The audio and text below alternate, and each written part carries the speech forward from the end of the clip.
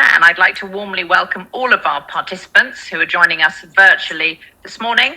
And our first speaker is His Excellency Mr. Munir Akram, President of the Economic and Social Council. Mr. Akram, the floor is yours. Thank you. Prime Minister Trudeau, Prime Minister Holness, distinguished Secretary General, I would like to thank you for inviting me to this meeting as President of the UN Economic and Social Council. We will meet on the 16th of April in ECOSOC to press for universal and equitable distribution and availability of the COVID vaccine. I believe this is a vital first step in our efforts for global recovery. Your deliberations since last May have identified numerous options for financial recovery from the COVID-induced recession. These have had a positive impact on global decisions. I would like to welcome in particular the IMF Managing Director's indication of the intention to present a formal proposal by June for a new SDR allocation of $650 billion, and also to examine the options to reallocate SDRs to support vulnerable and low-income countries. The IMF now has ample firepower to expand its emergency and recovery support for developing countries.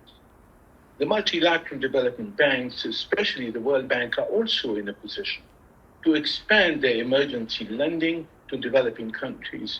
In particular, the next IDA should be expanded from the envisaged $30 billion to $60 billion. It is also evident that the G20's debt suspension initiative will need to be extended beyond June and expanded to cover the most vulnerable countries, including some of the small island developing countries. Excellencies, your consultations have identified several possible mechanisms for debt relief and restructuring: debt deferral, debt buyouts, debt swaps. All of these options should be implemented within a common framework under such as that adopted by the G20. Private creditors hold the vast majority of developing country debt. Their participation in relief and restructuring is obviously essential. It may be necessary to adopt national and international measures to incentivize private creditor participation.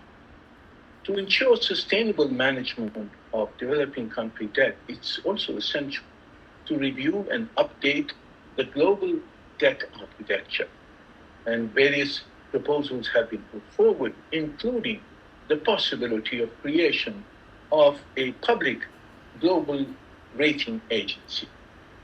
Excellencies, the creation of a liquidity and sustainability facility to lower interest rates on loans to developing countries, as proposed by the Economic Commission for Africa, would be an important instrument to expand developing country access to market capital.